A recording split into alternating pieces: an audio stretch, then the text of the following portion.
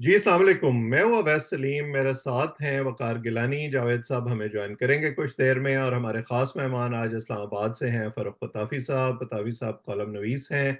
इनको आप पीटीवी पर देखते हैं, ये अपना प्रोग्राम भी करते हैं, वहाँ पर इनके तज्जिया आप सुनते रहते हैं। और क्योंकि ये पढ़े लिखे आदमी हैं, किताबें बहुत पढ़ते हैं, दुनिया के हालात को बहुत देखते हैं, तो मैंने सोचा कि आज इनको ज़हमत दी जाए कि पाकिस्तान में आजकल जो कुछ हो रहा है, उसके कोई ये पैरेलल्स ड्रॉ कर सकते हैं दुनिया में से, कहीं से उसकी जो सेंस है वो बना सकते हैं, हमारे लिए हमें समझा सकते हैं या नहीं। तो मेरे दोनों दोस्तों का शुक्रिया। गिलानी साहब, आपकी इजाजत से मेरा ख्याल है कि पताफी साहब से ही हम शुरू करते हैं। पहले जी पताफी जी साहब, जी। जब आपने मेरी तमहीद सुन ली, सबसे पहले तो आप मुझे ये बताएं कि ये जो कुछ आप देख रहे हैं पिछले इतने अरसे से हमारे यहाँ पॉलिटिकल टर्मोइल, कुछ नया नहीं है। ऐसा लगता है कि मुल्क वो जो अब तो मजाक बन गया है कि हमेशा ही नाजुक मोड़ से गुजर रहा होता है, लेकिन आजकल जो कुछ हो रहा है ये आपने पहले कभी देखा है या इसमें कोई चीज यूनिक है? बहुत बहुत शुक्रिया डॉक्टर साहब। बात शुरू करने से पहले ही आपने तोहमत लगा दी कि मैं पढ़ा लिखा आदमी हूँ। डॉक्टर आप हैं, मैं तो बिल्कुल आम सा आदमी हूँ, एक सहाफी हूँ। लेकिन बारकैफ दो तीन चीजें जरूर है। पाकिस्तान की हिस्ट्री में सर बहुत कुछ हो चुका है। पाकिस्तान की हिस्ट्री में मुल्क का एक हिस्सा टूट के अलहदा हो गया, और वहां पे इस तरह की चीजें तो हुई होंगी, इंस्टॉलेशन पे भी अटैक हुए होंगे, इंस्टीट्यूशंस पे भी अटैक हुए होंगे। मेरा ये ख्याल है कि वो कार्ल मार्क्स ने कहा था ना जी कि history repeats itself first as a tragedy and then as a farce. तो इस वक्त हम फार्स की फेज से गुजर रहे हैं, जहां पे अगर आपने एक जमाने में जो है कायद आजम को देखा, आपने भुट्टो साहब सोहरावर्दी को देखा, बेनजीर को देखा, अब हम बिल्कुल और किस्म की सियासत को देख रहे हैं, राइट। लेकिन जाहिर बात है कि अगर आपने 75 साल में लोगों को सिर्फ यही सिखाया है कि इस्लाम खतरे में है, और फिर उनको ये सिखाया है कि जी पाकिस्तान को जो है कोई इस्लामी जो है नजरियाती रियासत होना चाहिए जिसका ताल्लुक दीगर ममालिक से ज्यादा होना चाहिए, तो फिर वहां पे इस किस्म की आइडियोलॉजी तो चलेगी ना जी। और फिर यही है कि 20 साल में हमने देखा कि जब वॉर ऑन टेरर शुरू हुई, तो उस वक्त से there is a conflict within the state itself. वो लोग जो कि हमीद गुल साहब वाले और ज़ियाउल हक वाले फलसफे को लेके चलते थे, वो इन कॉन्फ्लिक्ट है। जितने भी लोग आए हैं, कोई लिबरल है, कोई मॉडरेट है, उन सारों के साथ। तो वो जो कॉन्फ्लिक्ट है वो उभर के सामने आ गया। लेकिन ये स्किज़ोफ्रेनिया सारी दुनिया में सर, आप पाकिस्तान के तो एक कोर कमांडर के घर की बात करें, अमेरिका के तो यूएस कैपिटल के ऊपर अटैक हो गया। और फिर जो कमाल की बात है कि ऐसी कोई अजीबोगरीब हालात हुए हैं कि दुनिया भर के अंदर वो लोग जो जमहूरियत को बुरा कहते थे, उन्होंने जमहूरियत का लिबास ओढ़ लिया। मिसाल के तौर पे अमेरिका के अंदर वो लोग जो फ्रीडम ऑफ स्पीच को क्या कहते हैं, एन वर्ड को इस्तेमाल करना ऑनलाइन या ऑन एयर, टेररिस्ट मैनिफेस्टो को लगाना, अब ये फ्रीडम ऑफ स्पीच बन गया है। और फिर thanks to the American judiciary, अब तो डार्क मनी भी फ्री स्पीच है। इसी तरह से लोग यूएस कैपिटल पे अटैक करते हैं और फिर वो अपने आप को पेट्रियट भी कहते हैं। तो हमारे यहाँ भी यही कुछ हो रहा है। हम्म, जी। तो उसमें मैं एक ज़मीनी सवाल पूछता हूँ, फिर जो है वो जाके हम अपने दोनों मेहमानों के दूसरे दोस्तों के सवाल लेते हैं। अमेरिका के अंदर जो हमने देखा, और उस मेरा ख्याल है जो हम पहले भी बात कर रहे थे कि करीब तरीन पैरल शायद वही जनवरी 6 का अटैक है जो इस वक्त पाकिस्तान में हो रहा है, और खासतौर पर ये जो जीएचक्यू और कोर कमांडर के घर पर हमला हुआ।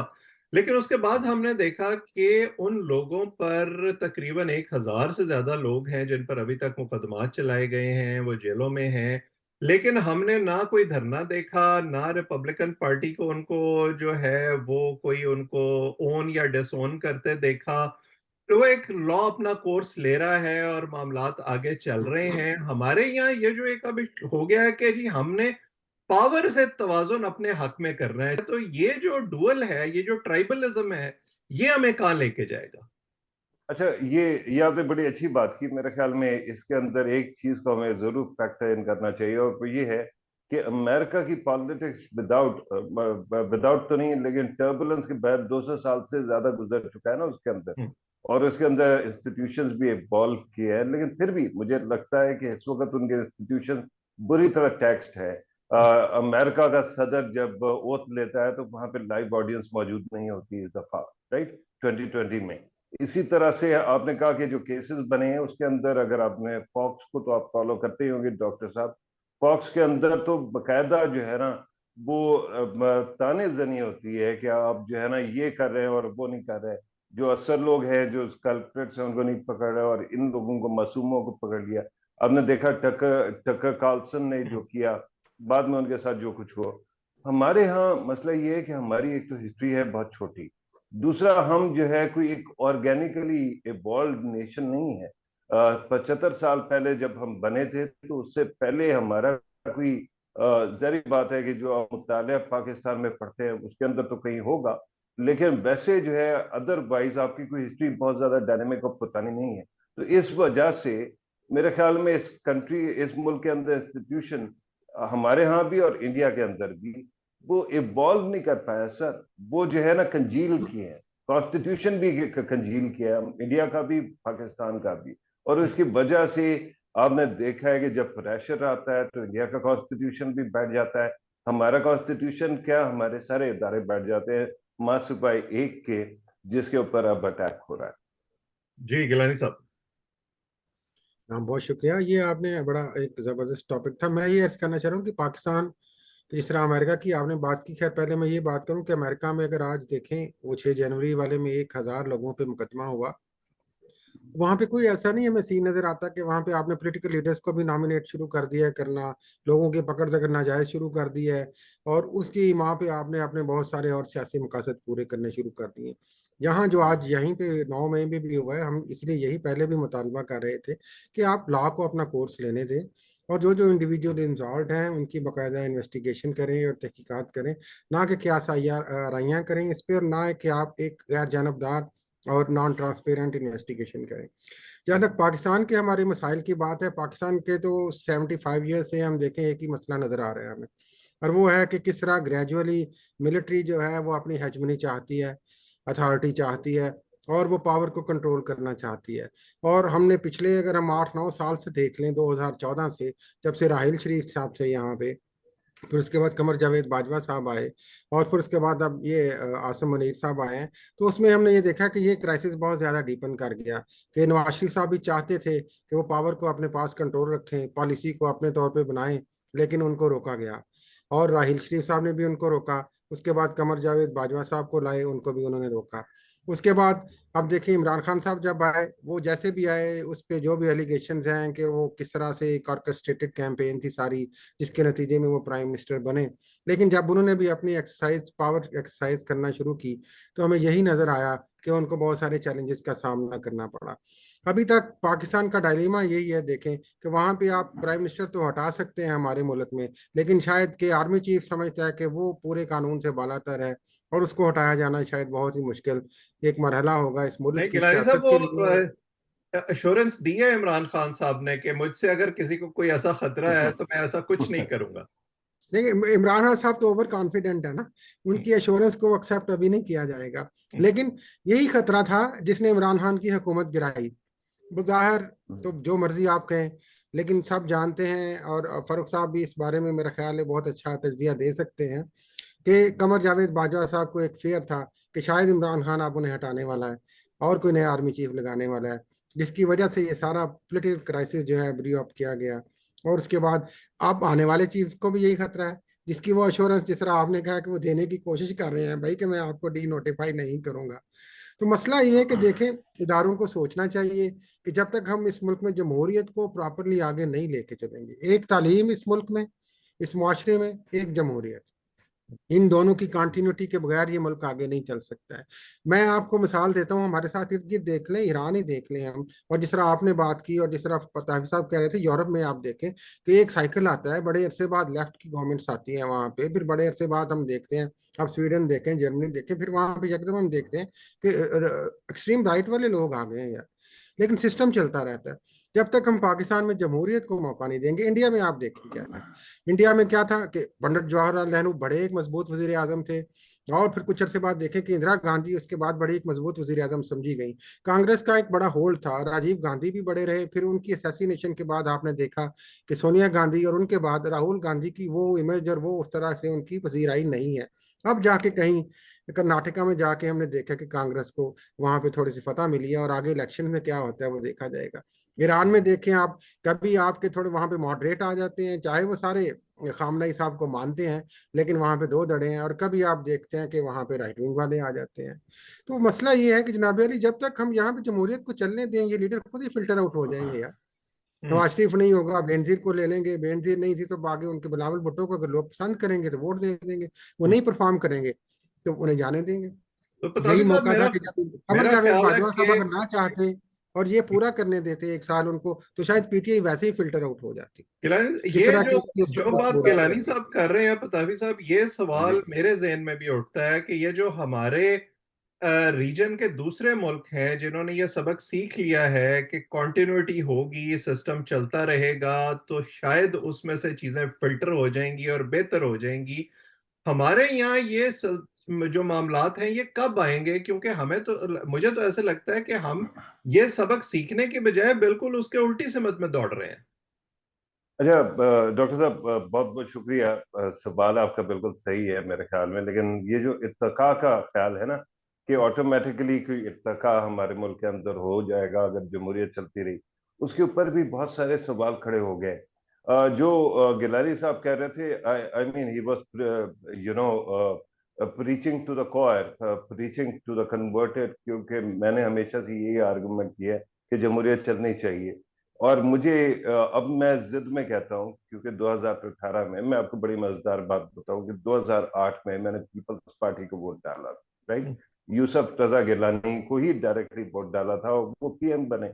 उसके बाद उनको हटा दिया गया, और मैंने नहीं हटाया, कोर्ट्स ने हटाया, ठीक है।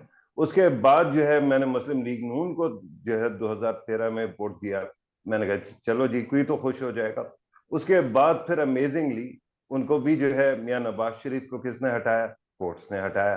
अच्छा, फिर मैंने 2018 में कहा चलो तुम्हारी बात, जिसको तुम जबरदस्त कह रहे हो मैं उसको वोट डालता हूं। मैंने पीटीआई को वोट डाला, सही। और उसके बाद फिर उसके साथ भी रात, आधी रात को जो गोया वो अदालत लगी। गोया और ब्रेकिंग भाई न्यूज ब्रेकिंग न्यूज आज की ये है कि कॉन्टिन्यूटी में जो रुकावट है वो आपका वोट है। नहीं, या फिर फिर हम ये ये भी भी हो जानना सकता है कि चाहेंगे कि मेरा पताफी मेरा साहब, वोट हुकूमतें आप बनाता है आने फिर। वाले मैंने कहा पताफी साहब, आप आने वाले इलेक्शन में आप किसको वोट डाल रही हैं, ताकि हमें पता मैं चले कि कौन वजीर आजम बनना है। जावेद साहब, मैंने हाथ जोड़ा है और मैंने कहा कि अब मैं मरते दम तक वोट नहीं डालूंगा, ठीक है। उसकी वजह है कि मेरे वोट की कोई कदर नहीं है। और आप जितना भी कह ले, बस मेरा ये मानना है कि वो दुनिया भर के अंदर ये थ्योरी ऑफ एवोल्यूशन, ये इत्तका कहता है कि इंसान जो है ना वो बंदरों से इवॉल्व करके आया है। लेकिन मेरे ख्याल में साउथ एशिया वो जगह है जहां पे इस इत्तका की थ्योरी को सियासत में मैं बिल्कुल रद्द करता हूँ, क्योंकि एवोल्यूशन नहीं हो पाया है। उल्टा हम रिवर्स गियर में जा रहे हैं और बहुत तेजी से जा रहे हैं, और मुझे लगता है कि पीछे कहीं खाई आने वाली है। जहां तक खैर मैं ये कह रहा था कि ये तमाम चीजें देखें ना, अगर आपने जो वोट में रखा है, गिलानी साहब ने खासतौर पे बात की इसके बारे में कि अगर चलता इमरान खान साहब का तसलसल चलता रहता तो जमहूरियत मजबूत होती और मुल्क बेहतर होता। There are certain concerns that I have got. इन तमाम चीजों को पढ़ने के तीन चार तरीके हैं। एक तरीका यह है कि जमहूरियत वर्सेस डिक्टेटरशिप को ले लें। एक और तरीका है कि इसको आप जमहूरियत वर्सेस आर्मी देख लें। एक और तरीका है इसको सेंट्रलाइजेशन वर्सेस प्रोविंशियल ऑटोनॉमी देख लें। फिर हमारे मुल्क के अंदर वॉर एंड टेरर का मामला जो है वो भी चल रहा है, और उसके अंदर भी ये जो कॉन्फ्लिक्ट है within heart of our state, कि तालिबान अच्छे हैं या तालिबान बुरे हैं, आप इसको भी देख सकते हैं। और खास तौर पे इमरान खान साहब के आखिरी दिनों में ये हुआ कि जो अफगान तालिबान की इंस्टॉलेशन हुई, जिस तरह वो टेक ओवर कर गए, और उसके बाद आपके ट्राइबल एरियाज के अंदर भी टीटीपी को वो किया गया, अकोमोडेट। तो बहुत सारे लोगों का ये भी ख्याल है कि उसके अंदर भी एस्टैब्लिशमेंट और इमरान खान साहब की लड़ाई ये थी कि ये तालिबान या टीटीपी को कितना ज्यादा कंसेशन देंगे और कहां तक देंगे। General Faiz versus general Bajwa. बाज लोग ये भी कहते हैं कि जनरल बाजवा और जनरल फैज असल में एक ही तस्वीर के दो रुख थे, and they were playing only good cop bad cop. मेरा इशू इस वक्त सिर्फ ये है कि मैं मानता हूं कि हमारे यहाँ 75 साल में नेशनल इंस्टीट्यूशन ने अंडर परफॉर्म किया है और लोगों को डिसअपॉइंट भी किया है और जमहूरियत को भी खत्म किया है।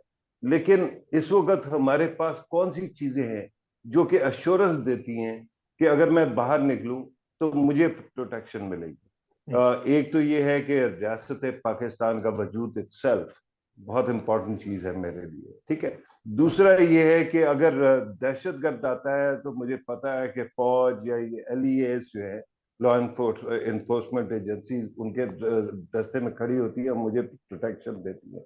दूसरी साइड पे मैं मानता हूं कि अदलिया की भी बहुत इंपॉर्टेंस है, लेकिन फिर अदलिया जो कर रही है वो भी आपके सामने है। अदलिया खुद डिवाइडेड है, फौज के अंदर भी स्पेकुलेशन चलती रही है। तो अब ऐसी सूरत में मैं इमरान खान साहब का एक और भी एस्पेक्ट देखता हूं, और वो ये है कि पाकिस्तान की हिस्ट्री में एक पॉपुलिज्म की एक लड़ी है जिसके अंदर बीड्स मौजूद है, और उसकी एक एग्जांपल है भुट्टो साहब। भुट्टो साहब जब हुकूमत में आ गए तो उन्होंने टोटलिटेरियन जो है ना अपनी एस्टैब्लिश करने की कोशिश की, पावर सेंटर। उन्होंने फैशिस्ट किस्म की जो है फोर्सेस को भी अलाइन कर लिया। उसके बाद जो है नवाज शरीफ साहब ने भी शरीयत बिल लाके खुद पाकिस्तान के अंदर अमीरुल मोमिनीन बनने की कोशिश की। वो बाद में हार जाते, लेकिन दरमियान में हम लोगों के साथ जो है ना तगड़ा लगा के जाते हैं। इसी तरह से अब इमरान खान साहब है, उनका भी अगर आप देखें तो वो बेसिकली स्पिरिचुअल डेमोक्रेसी में अमीरुल मोमिनीन बनना चाहते हैं और उसके अंदर सदर बनना चाहते हैं, सदारती निजाम लाना चाहते हैं। जब आपके मुल्क के अंदर इतने बेसिक क्वेश्चंस को भी वो नहीं किया जाता, उसके अंदर एग्रीमेंट नहीं है। अमेरिका के अंदर, इंडिया के अंदर, दीगर ममालिक के अंदर बात चीजों पे बिल्कुल क्लियर कंसेंसस है, लेकिन यहाँ पे नहीं है। तो फिर यही होगा जो कुछ हो रहा है, और आई थिंक ये चीजें बेहतर हो जाएंगी, लेकिन आपकी मेरी जनरेशन में नहीं होने वाली, मेरे बच्चों की शायद जनरेशन में भी ना हो। लेकिन अगर सिस्टम चलता रहा तो आहिस्ता आहिस्ता खुद ब खुद डेमोक्रेसी आएगी भी सही और मुल्क में पनप भी जाएगी।